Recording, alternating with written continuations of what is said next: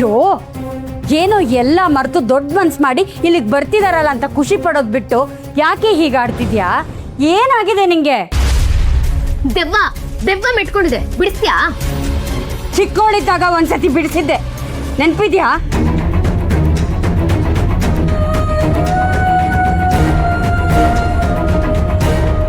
ತ್ರಿಪುರ, ಏನೋ ದೇವರ ದಯದಿಂದ ಎಲ್ಲ ಒಳ್ಳೇದಾಗ್ತಿದೆ.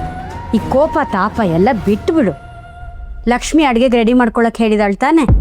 ಬಾ ಹೆಲ್ಪ್ ಮಾಡು. ಆಗಲ್ಲ. ಮನೆ ಸೊಸೆಯಾಗಿ ಮನೇಲಿ ಇರಬೇಕು ಅನ್ನೋ ಕಾಮನ್ ಸೆನ್ಸ್ ಇಲ್ಲ ಅವಳಿಗೆ.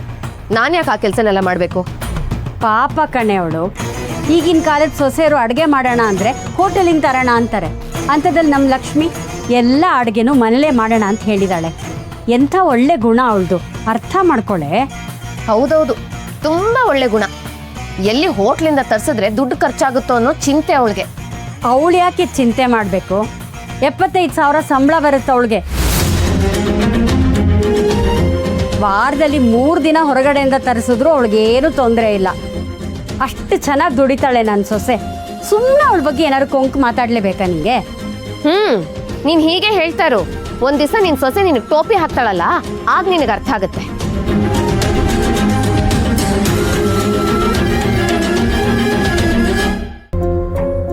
ಸರ್, ಕೆಲಸ ಎಲ್ಲ ಮುಗೀತು ಸರ್. ಇನ್ನು 10 ಆರ್ಡರ್ ಸಿಗ್ಬೋದು. ಅವ್ರ ಫ್ರೆಂಡ್ಸ್ ಜೊತೆ ಎಲ್ಲ ಮಾತಾಡ್ತೀನಿ ಅಂತ ಹೇಳಿದ್ದಾರೆ. ಹೌದಾ? ಮುಂದೇನು ಇದೇ ಥರ ಕೆಲಸ ಮಾಡ್ಬೇಕಮ್ಮ? Sure sir. ಸರಿ ಅಮ್ಮ, ನಿನ್ನ ಕಮಿಷನ್ ಹಣನ ಕ್ಯಾಶ್ ಕೊಡ್ಲಾ ಅಥವಾ ಅಕೌಂಟ್ಗೆ ಟ್ರಾನ್ಸ್ಫರ್ ಮಾಡ್ಲಾ? ಕ್ಯಾಶೇ ಕೊಟ್ಬಿಡಿ ಸರ್. ಹೊಸ ಫೋನ್ ತಗೊಳ್ಳೋದಿದೆ, ಸೊ ಹೆಲ್ಪ್ ಆಗುತ್ತೆ. ಹೌದಾ?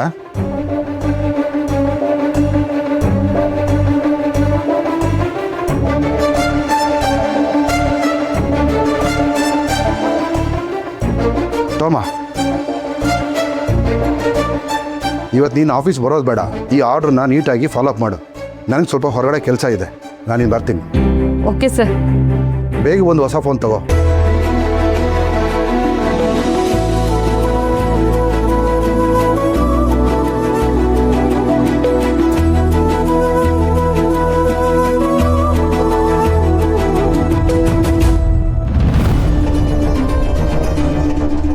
ಪಾಪ ಕೋಕಿಲ್ಲ, ನೀನು ಏನೋ ಗೊತ್ತಿಲ್ಲದೆ ಎಷ್ಟು ಹ್ಯಾಪಿ ಆಗಿದ್ಯಾ.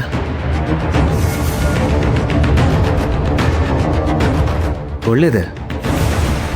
ಇನ್ಮೇಲೆ ಈ ಕಾರ್ತಿಕ್ ಹೇಗೆ ಹೇಳ್ತಾನೋ ಹಾಗೆ ನೀನು ಕೇಳಬೇಕು.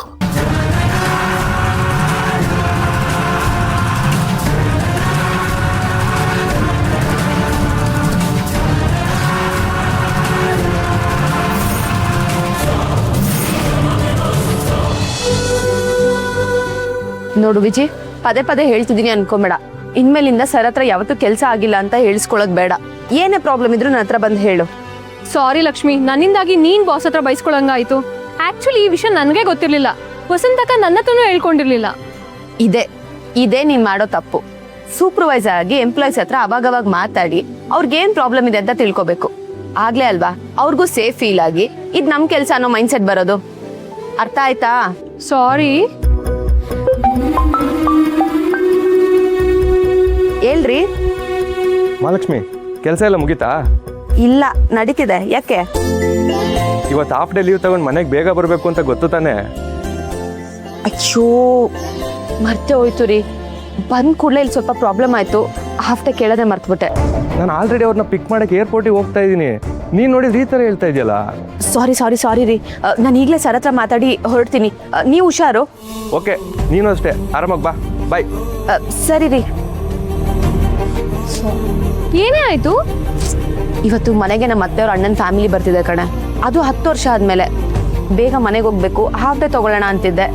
ಇವತ್ತು ಬೆಳಗ್ಗೆ ಆಗಿದ್ದ ಪ್ರಾಬ್ಲಮ್ಗೆ ಎಲ್ಲ ಮರ್ತ್ಬಿಟ್ಟೆ. ಅದಕ್ಕೆ ಹೇಳೋದು, ಕೆಲ್ಸ ಅಂತ 3 ಹೊತ್ತು ಜಪ ಮಾಡ್ದೆ.